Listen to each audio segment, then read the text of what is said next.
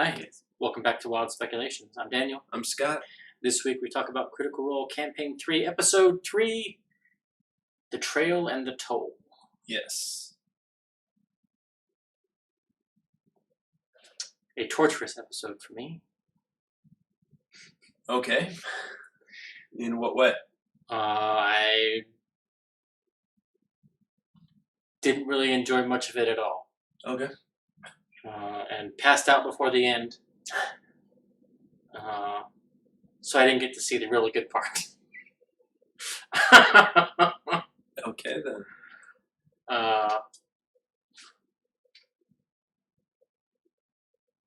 Yeah.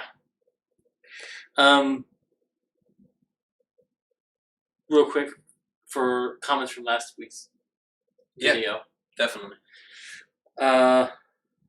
Chloe on YouTube pointed out that we missed a ship. And that was Laudna and Imogen. Okay. I was like, it's fair. It is sort of obvious and upfront. But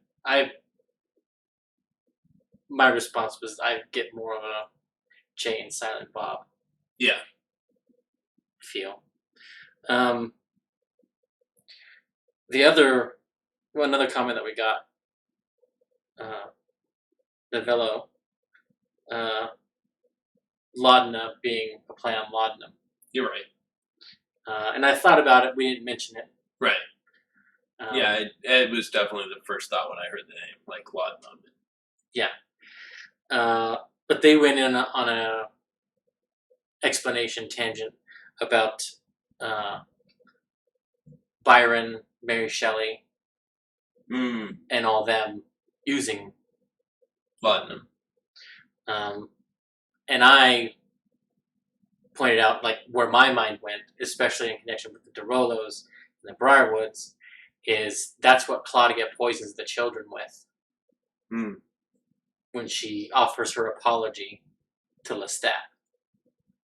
Yeah. And she says when he's gasping and he's asked what she gave him, she says laudanum. It keeps the blood warm. Yeah.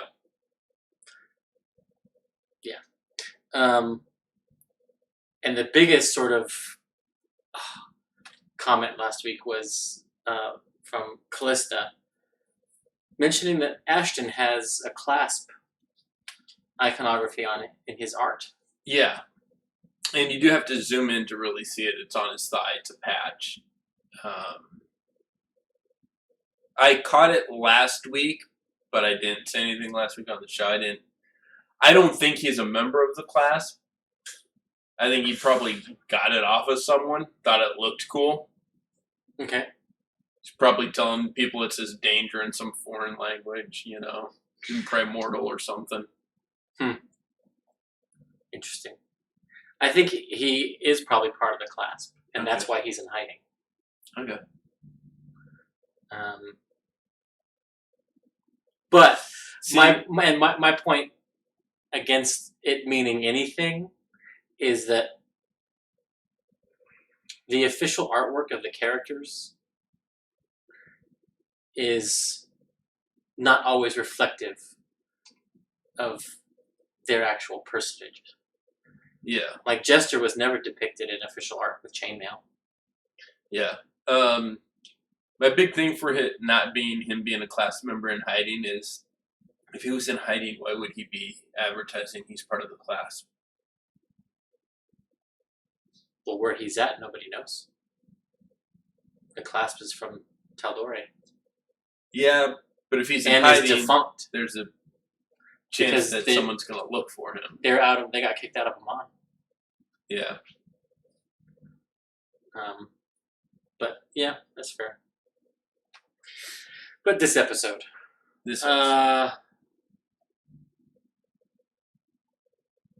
Ignorance and Dice were the biggest contributors to the early part of the episode. See, I put communication is key.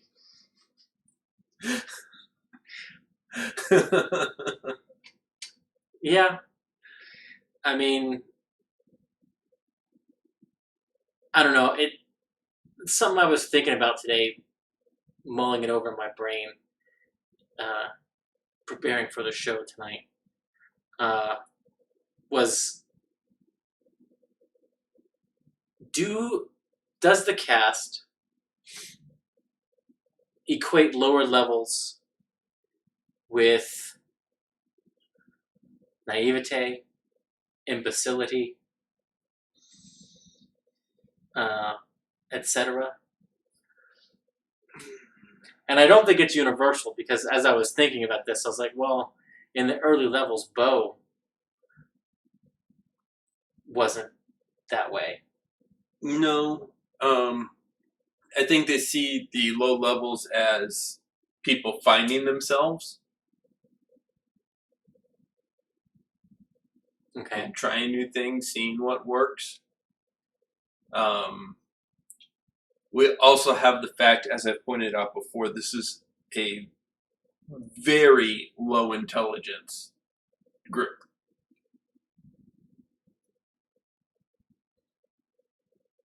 I guess. Yeah. 13 is the highest intelligence. And multiple have negative modifiers in intelligence. Yeah, and maybe that's just my bias, more than anything. Yeah. I mean, It's fair. you know, for me, for like my character on our Sunday night game, he has a pretty decent intelligence and charisma, low wisdom. He's not very aware of what's going on, but as soon as he sees something, he's got a plan. Yeah. Yeah. He may not have foresight to think in the future, but he's got a plan for what's going on right now at all times. I felt we got a potential foreshadowing, a look at Orem's future Okay. in this episode. Namely, each member in turn taking their turn to torture him in some way.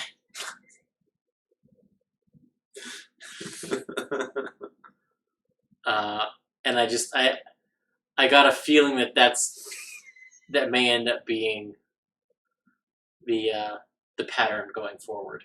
Okay.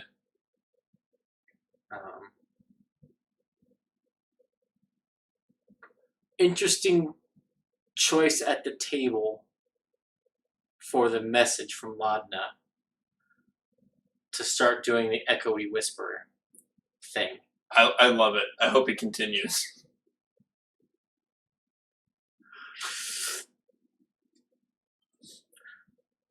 I didn't hate it.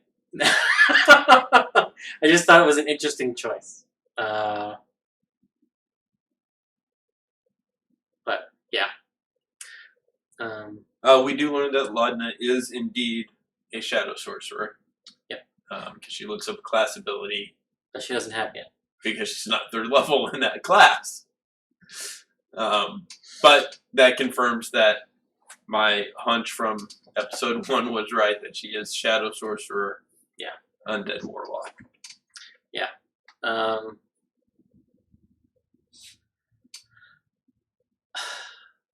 I think we got confirmation that she's dead. Or a hollow one. Oh yeah, she's a hollow one. Just from the Liam asking what does her hand feel like. It's very cold. Yeah. Yeah, she registers as undead. How cold is it? Like, he needs to be a little more leading with that question. Yeah. Is it room temperature?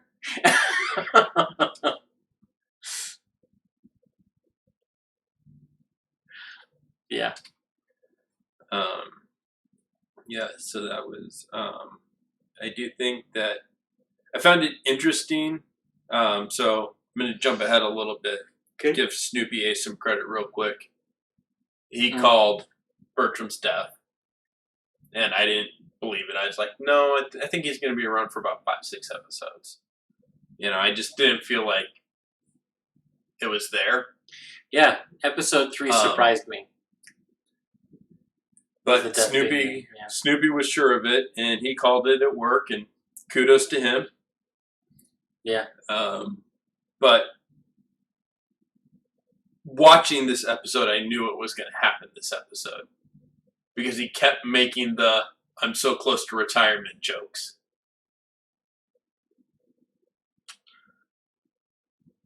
Yeah. My thing when I was like, oh, it's happening, is Friday morning when I was watching it. Or it'd be Friday afternoon by the end of it. And he's having the discussion with Dorian.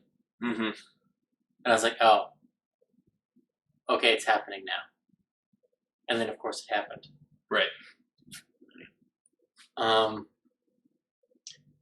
Travis seemed like he was trying to pretend to be surprised. So, per a tweet from Matt, Travis wanted his main character to come in later. So they devised the Bell thing. According to Matt, Travis did not know how Bell was going to leave, whether it was going to be meeting his grim end or leaving the party for some other reason. Okay. He knew that he would leave by X episode, but not how he would leave. Or by what plot point he would leave, but not how. Whether he gets kidnapped or killed. And getting paid from Esteros was probably that plot point. Yeah. So I feel like he was, like, he knew something was coming. He knew this was the end, but he didn't know what was the end. Interesting. Yeah, in my notes, it's the script reveals itself. Yeah. Getting back to the old joke that the show has writers. Yeah. But yeah, I think that it was probably the Estros. Once Estros pays you, I'll have something for Bell to make his exit, and then your new character can come in. Yeah. Or essentially, once the question gets asked, what's your name? Yeah. I mean, either one. Those events are tied. So, yeah. Which may be why he was pushing so hard for them to call themselves. Oh, that was totally him trolling the team, because now he's dead, and they have to honor him somehow. No, they don't. They don't, but he's trying to plant that seed. Well, do we say this in honor of him? And yes. Yeah, and like, definitely he was hit the fake it till you make it international man of mystery, playing it up in this episode when they're chasing down Danis.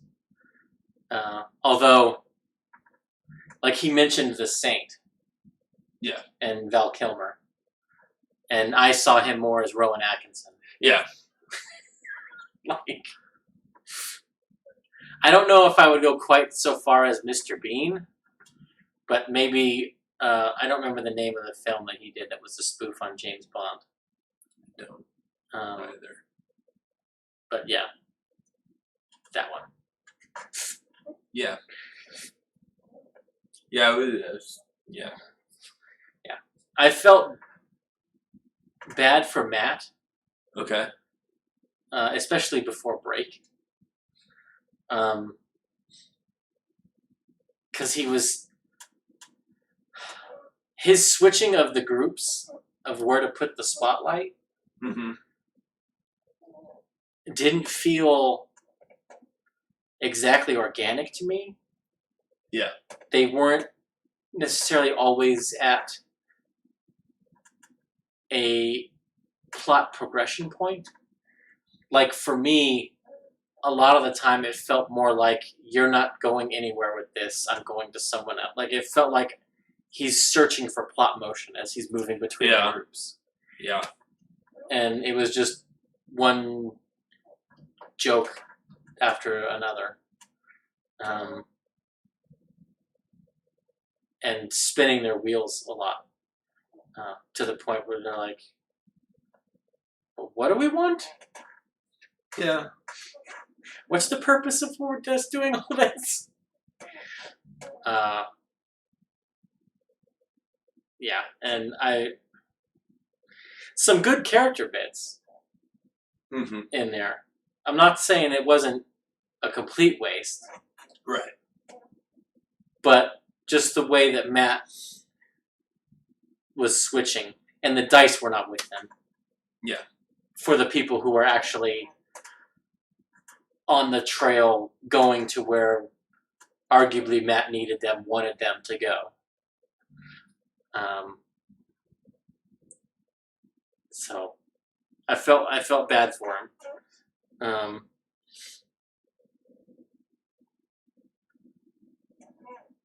Trying to think. Other than messing with Orem and him taking her hand, Fern scratching was funny on the door. Yeah. And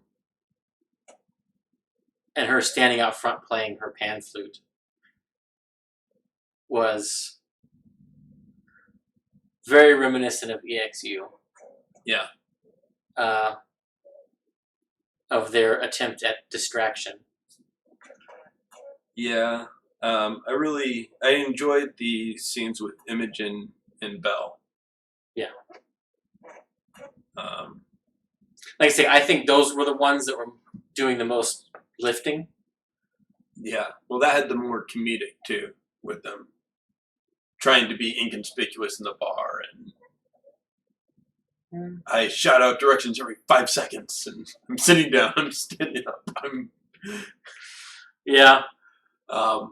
In my opinion. That's true.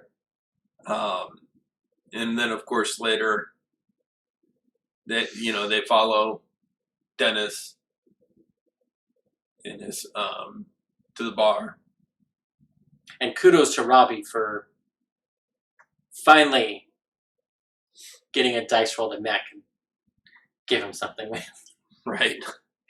And a good plan. Let's go talk to the musician.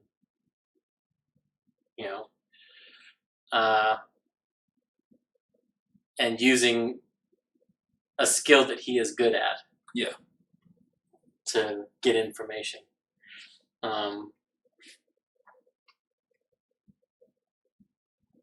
Yeah. And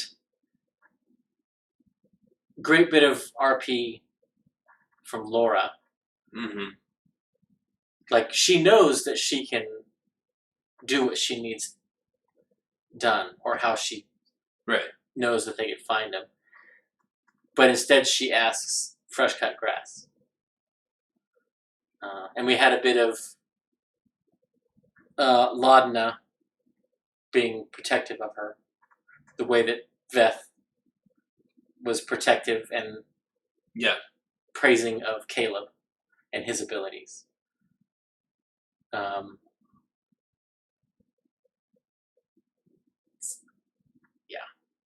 But the detecting creatures with thoughts that you can't see is an aspect of that spell that I've never paid much attention to. Yeah. But now is so much better. Mm-hmm. Like in my mind, like the characters that I've put it on, I'm like, oh, I would definitely be using that more. Yeah. And most of the time, when I've put it on a character, it's a central role in how they are going to investigate something. Mm-hmm. But just the aspect of I can detect minds within 30 feet, even if they're behind a barrier. Yep. Is. Or if they're invisible. Yeah.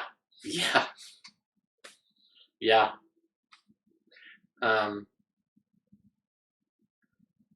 There's a little wiggle room in the spell that I think is unintentional and bad. Okay. In that it creates the question that we had during this episode of I can detect these minds and the surface thoughts do I also get that when I'm detecting the minds? Or do I just get... And Matt just sort of took the sort of plain logic follow through of the text of the spell and basically was giving them tidbits of information to identify who's behind the door without giving them express surface thoughts. Right. But yeah, also interesting, that I thought about this during the episode,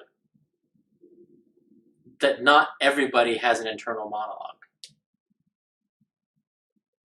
And not everybody has the ability to, like, imagine pictures. Mm. So, with 2 characters now that have this spell and have demonstrated a proclivity to use it, I wonder if Matt is ever going to bring that up. Could be. Because, like, what are the surface thoughts of someone that doesn't have an internal monologue? Like, how do you express that? I don't know. Yeah. And if someone thinks in pictures, how does that translate via that spell? Do you just see images? Yeah, I would say so. It's detect thoughts, so you're detecting what they're thinking. If they're thinking in images, you see the image. That's fair.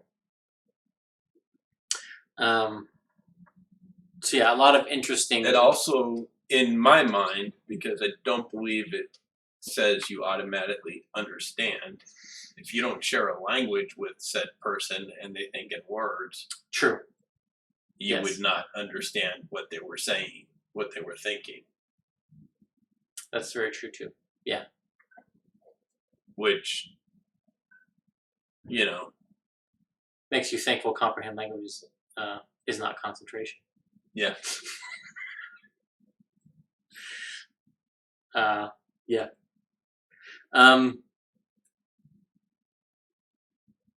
But we get combat. A dwarf and mutated creatures that apparently Imogen and Laudna know something about. Yep. That Marisha and Laura give exposition to the other players. And they are shocked to have it come from the table rather than Matt. Do you think this is something that Matt wrote for them and gave them? Or do you think they had a session with just the 2 of them? Oh, I think they had a session. I think Taliesin and Sam had a session. I don't think they did. You don't think they did? No. I could be wrong. The ones I don't think did are the EXU crew. Yeah, oh yeah. No, because EXU was their session 0. Yeah. I think everyone else got a session 0.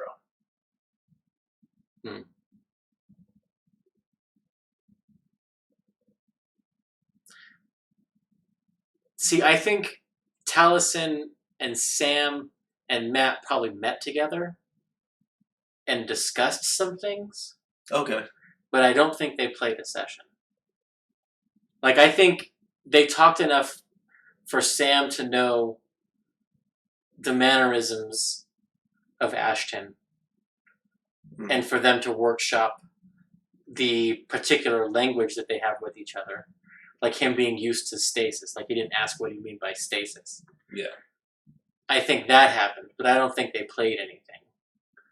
And see, I think they did, and I think all the stuff we've heard Sam tell the party, he told Taliesin in that session. And that's why Taliesin was like, I love that someone else has to listen to this now.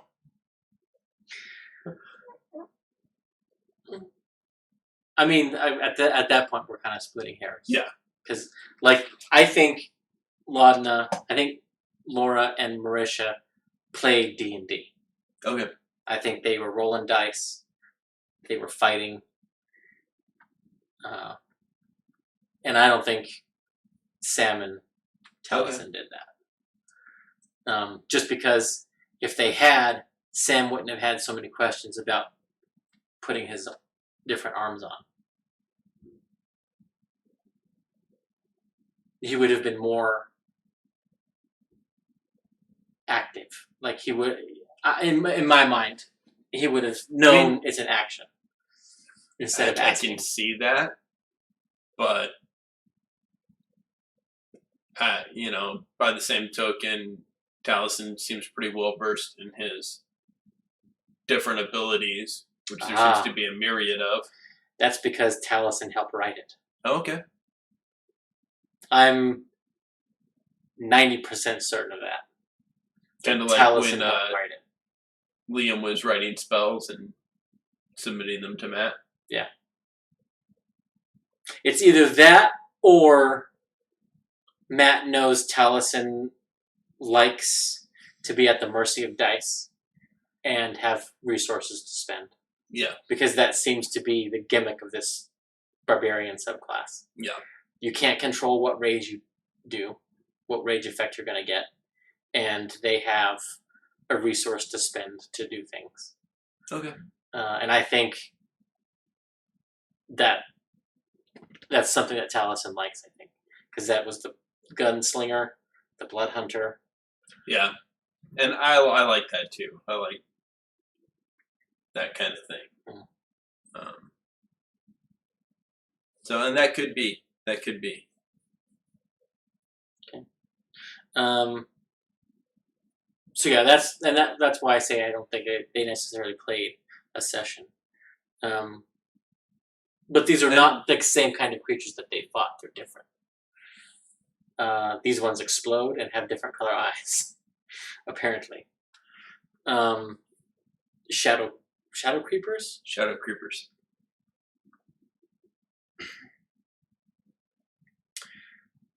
I got very strong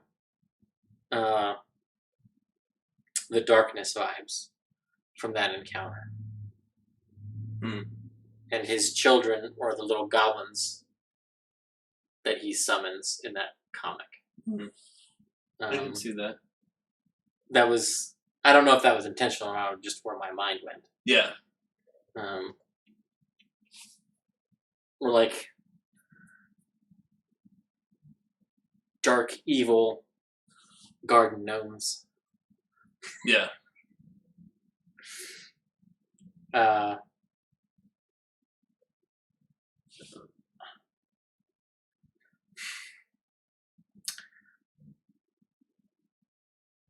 Do you think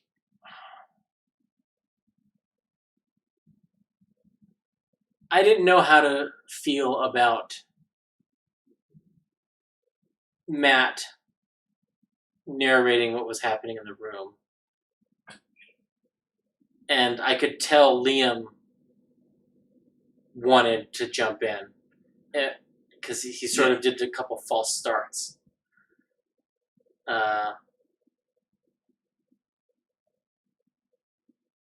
And the players don't tend to interrupt Matt. Right.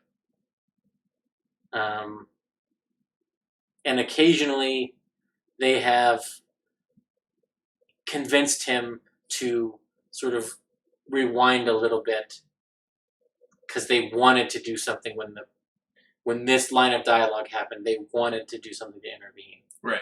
But they didn't want to interrupt him. And occasionally he's gone back and let that slide. That request was not made this time. And so it stood as Orem being slow on the draw. That he knew what was about to happen. He wanted to do something, but didn't. Yeah. And doors continuing to be difficult. Damn the doors. We thought it was going to be tables this time. I had a thought yesterday about them calling themselves Vox Machina.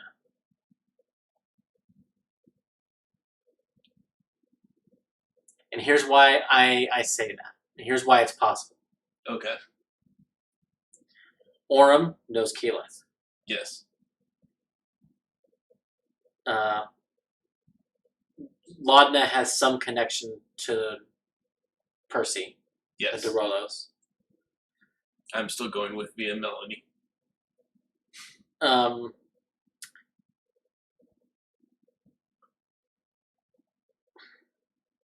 It's possible Imogen has some connection to them. To the twins, maybe. I did say like the accent is the Byroden accent. Not only that, the dream at the end. Yeah. The female voice. The fact that she's seeing the deaths of people in her dreams screams she's connected to the Raven Queen in some way. To me. Yeah. Which might also be one of the reasons why her and Laudna found each other. Well, and I mean, that could be, in fact, in the Shadow Sorcerer write-up, it says sometimes this gift comes from the Raven Queen or other descendants of the Shadowfell. Yeah.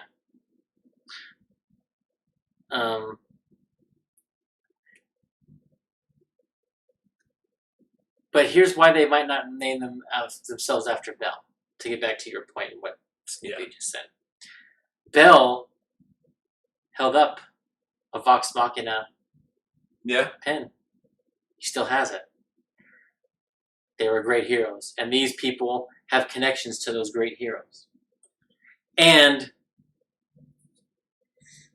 from a branding perspective, it's great if they can reuse the name. Yeah.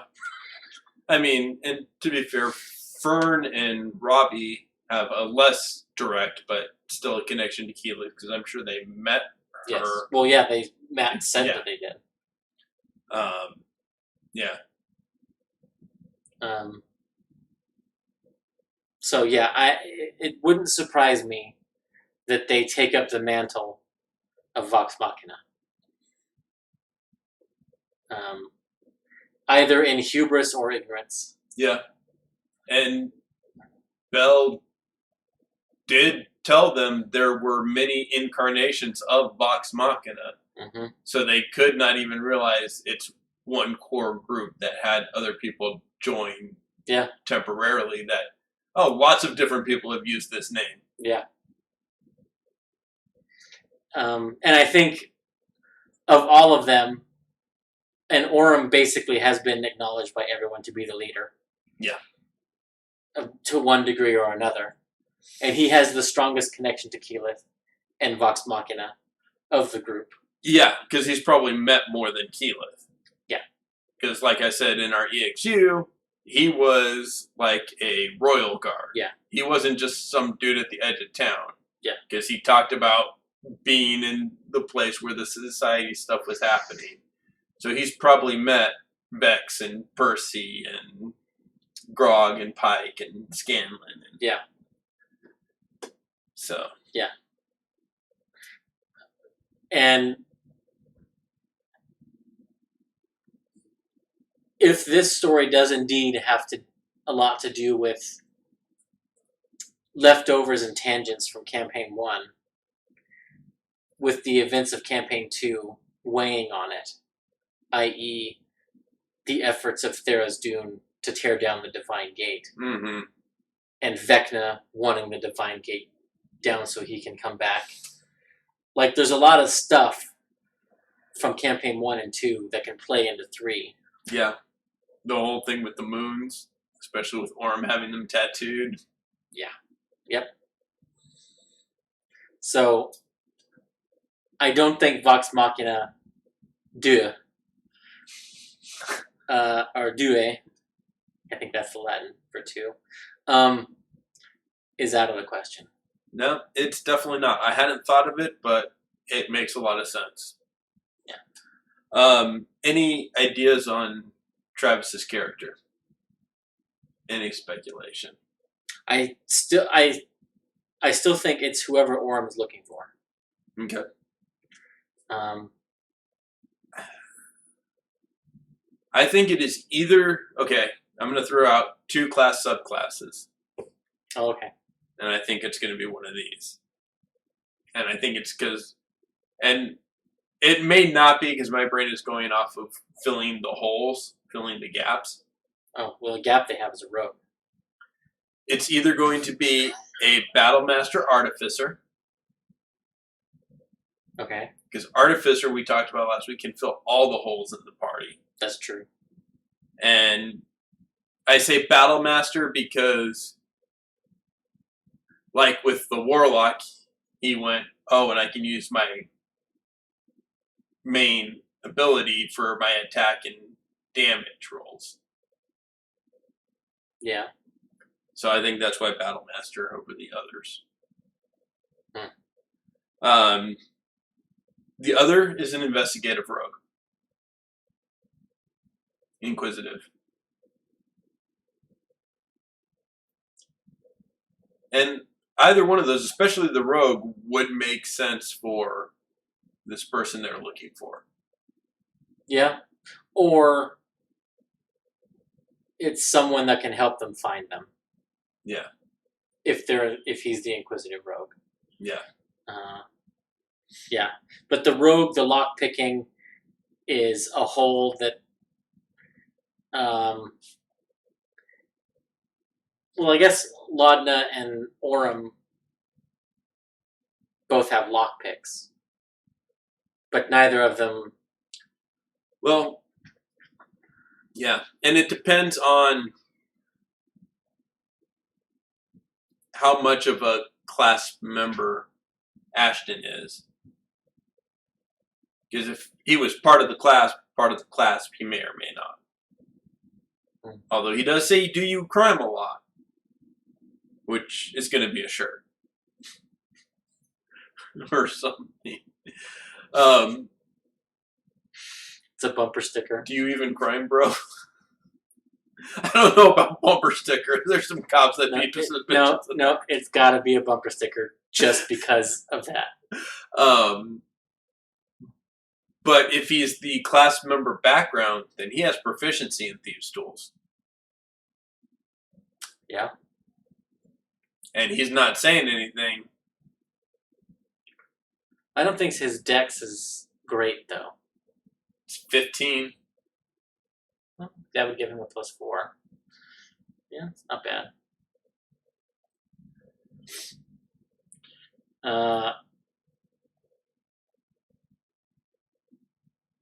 One of the things that was concerning for me in this episode is the backstage jokes seem to be derailing more and more. The been a while and the making my way. Yeah. To the point where, like, it completely broke Talison's train of thought, which are the point of those jokes. They're to mess with your fellow actors.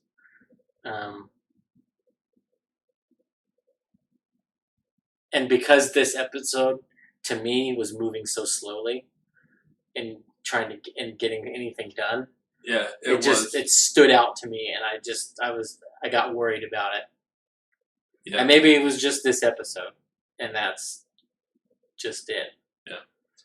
The other thing I love about this, my favorite part of this episode was after the dwarf escapes, and they're in the room with the dead gnome, and there's a knock on the door. And maybe it's just me, but they just basically reenacted that scene from the movie Clue. Where the cop comes and they all pretend that an orgy was going on. And that's just the whole vibe I got from that, and I loved it. Yeah.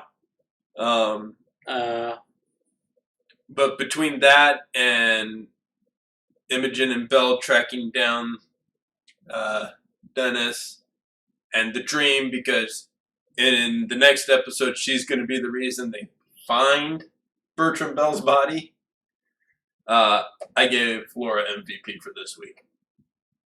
Yeah. Because she ran that scene. She was part of that she was part of, Yeah, and Laura was top of my list too, with Ashley being a close second.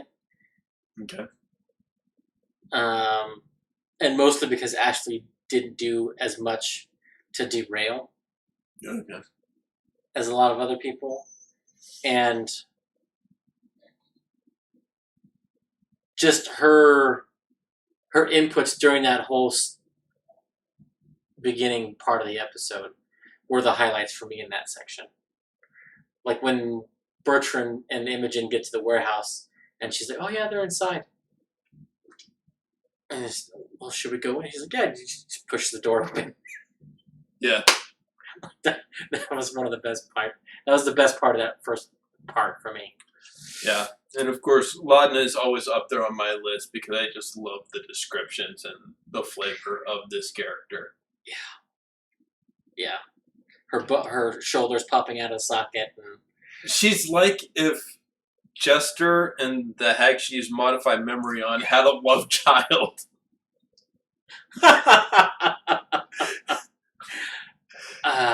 Yeah. And that's not far off. I love it.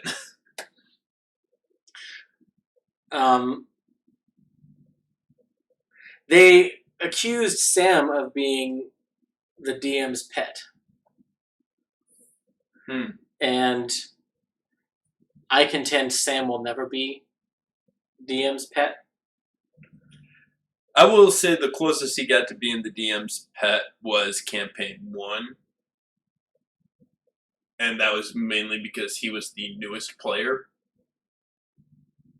I think some things slid in campaign 1. But I don't think he was the DM's pet. I think that's the closest he got to being it. Okay. If there's anyone who's DM's pet at the table, though, it's Liam. Yes. Liam defers to him the most.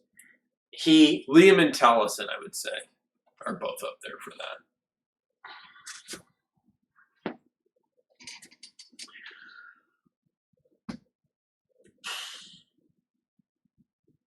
I don't know if I put Taliesin. I guess maybe he's sort of in the contending, but only because he's played so long. Yeah. I think he's more the DM's assistant than the DM's pet. Yeah, he just has like teacher's assistant versus teacher's pet. Yeah, he has institutional knowledge that the others don't. Yeah. But he still tries to get away with that Pat Rothfuss bullshit. On occasion. True. Where Liam doesn't. True. And Liam will make his own concentration checks and tell Matt that he did. Yeah. And he'll remind sometimes the other people. So if anyone's the DM's pet, it's Liam. But yeah. I think we're going to be seeing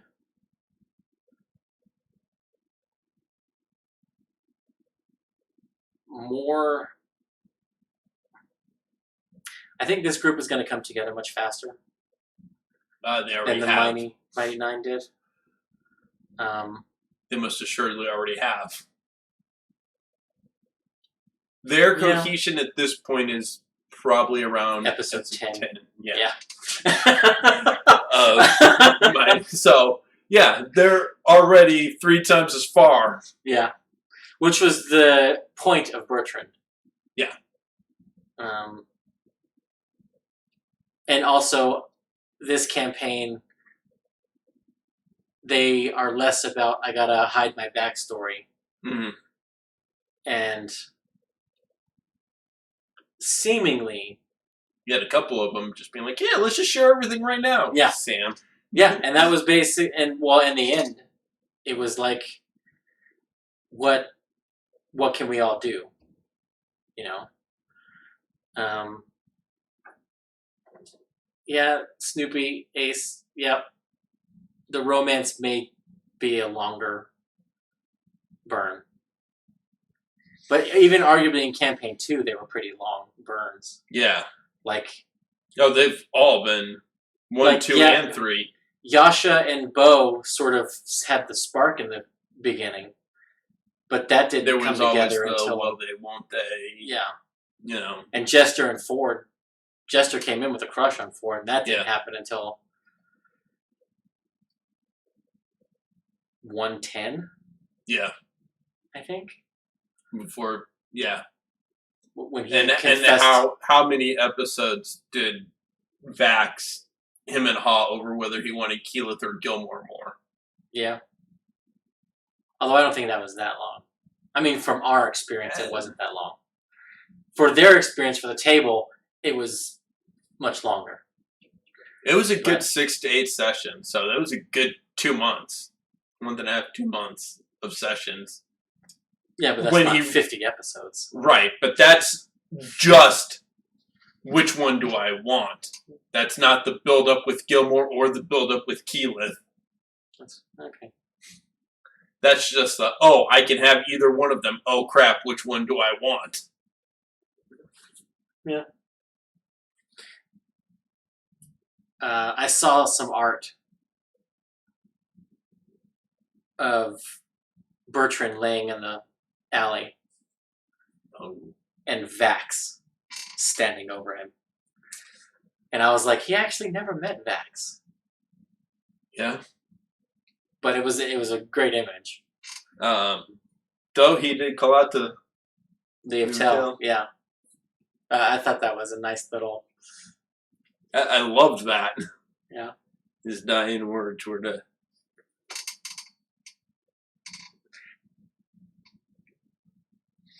So wanted Vax to come and collect? Yeah. I mean, I'm sure he did. That's his role now.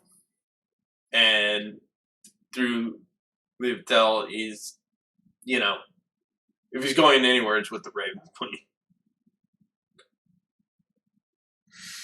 Yeah. Which makes that vision all the more likely that she's connected to the Raven Queen, if that's accurate.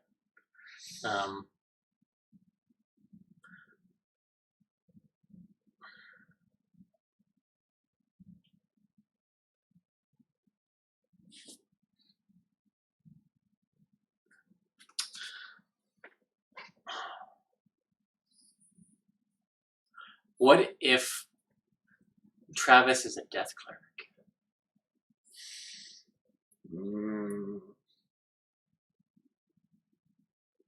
I don't know if we're going to jump back into the 2 cleric thing this soon.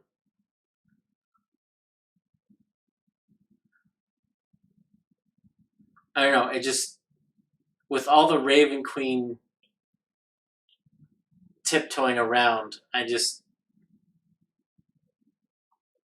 feels like I don't know. Could be a Phantom Rogue. Yeah. If he wants to tie to that aspect. But yeah, no, I think you were right in that this is going to be a lot more political intrigue and stuff. Yeah. And I think either a high intelligence like an artificer or an inquisitive rogue is... Yeah, the inquisitive would help them out probably the most. And I could see him totally playing it up like Or a Sherlock mastermind. Holmes top. Yeah, or a mastermind. I love the mastermind rogue. I think mastermind is better than inquisitive. Just because the proficiencies you get. Yeah. And the bonus action aid Yeah. Oh my god. from 30 feet. Trust me, that is worth it. Yeah. That ability alone is worth the subclass. Yeah. Period. End of discussion. When I've played them, I don't know how many times I've, you know. And I don't know how powerful the inquisitive bonus action perceive will be in Yeah. Matt's campaign. Because Matt very often does not charge them their action to do that. True. Occasionally, he will, but it's not consistent. He tends to only charge them their action if the stakes are high enough. Because not even just in combat. Because in combat, they'll ask something that's technically would require a perception check. Mm-hmm. And then he'll make them make it, and then he'll give them information, but not charging the action. So I don't know how powerful that would be. The ability to insightful fight is great, where you now don't need to have advantage, and your allies don't need to be adjacent. Yeah, you just have to read them, and then you'll know how to fight them. Right. The passive, the 7 levels early, slightly weak version of reliable talent for insight is also nice if you're going to be playing into that. Yeah. But the inquisitive feels a little mad sometimes. Yeah. Because investigation is based on intelligence, perception and insight are based on wisdom, and then you've got dex for your combat. Yep. So it just feels a little mad sometimes. Yeah, whereas the mastermind does not. Is charisma and dex, which many rogues are anyway. Yeah.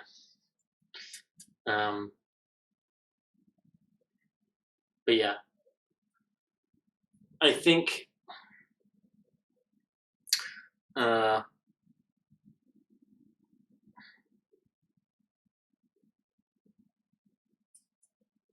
expect next episode there will be shopping. They've got 200 gold each, burning a hole in their pocket. Now, they're not magic item deprived like they have been in previous games. Right. Most of them have at least one, some of them multiples. But they're light on healing potions. And one of their friends just died. Yeah.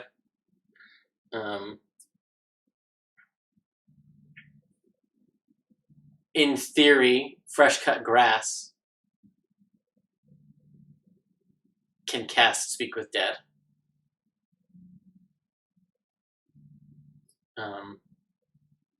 So they could still talk to Bertrand. Yeah. I don't know if we'll see that.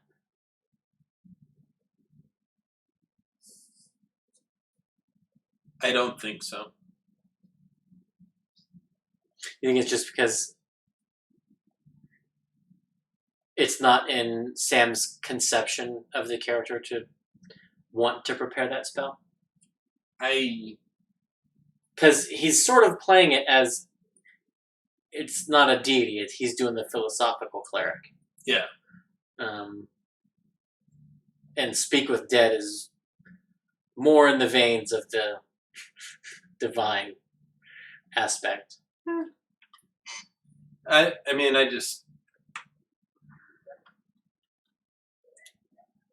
just don't see it. That's fair. So.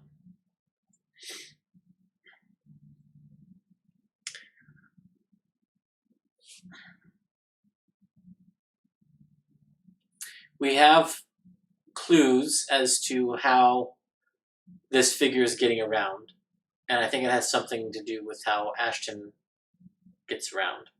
The underground city, the networks of things that Matt mentioned. And they found the tunnel. And it was implied that Orem could definitely get in there. Mm-hmm. Fern could get down there as a snake. Yeah. Which, I've sad might be the closest. She goes in. She's like, "Well, the snake has blind sight. Does that mean?" And Matt's like, "Oh yeah." And rather than going to look for the dwarf, she went to go help Orem, who arguably needed it. Yeah. But yeah, that was so good. And she had done it before he even cast darkness, which made it like even better. Yeah. And I love Matt's ruling on, well, you said you were trying to eat him. Only you will suffer the effects of the explosion, of the inferno that they create. Yeah. So, another case of rules is written in that monster stat block. It's all adjacent creatures. But in the moment, narratively, it made sense. It's just going to be you. Yeah. You are all the adjacent creatures because it is inside of you. Yes.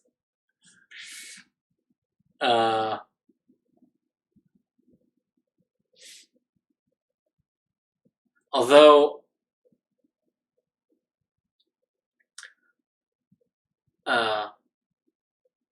the Ra, I'm not sure she can actually change into that snake because it has a swim speed. Yeah.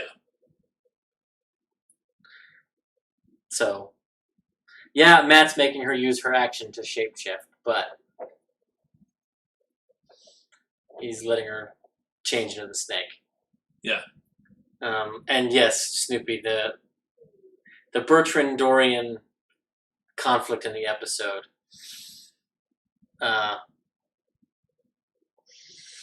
was very good, and also helped highlight why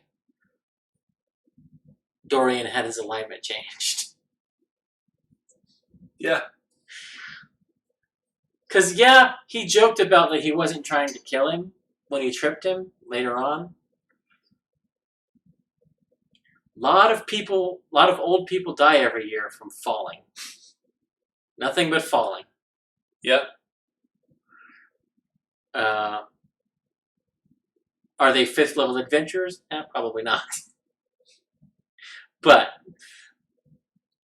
the fact that the defense of I was only trying to trip him and not kill him defense doesn't hold water for me when you're tripping an 80-year-old, an octogenarian.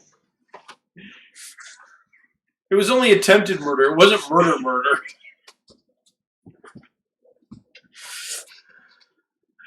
It's like one of the ways that Squid Game fooled me. Spoilers. Is Ilnam, when they go to kill him, they didn't show Ali, but they showed the other girl whose name I'm blanking on graphically. Okay. But they don't show Ilnam. And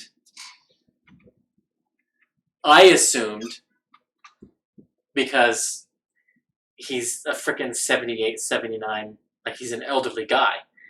You can't ask the elderly guy to get this prop gun fired in his head, near his head, and right. make him have the fall.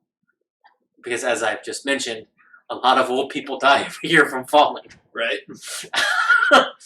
And then later, of course, he's alive. And it's like, oh, and yeah. But, yeah. I think they'll get their second mission probably, which may or may not have to do with discovering the identity of Bertram's killer or finding him, or maybe they'll just take that up on their own. Yeah, I think they will. And they won't go back to Asteros until after they've gotten vengeance. Especially if they can, if anything in their investigation determines that it was the dwarf.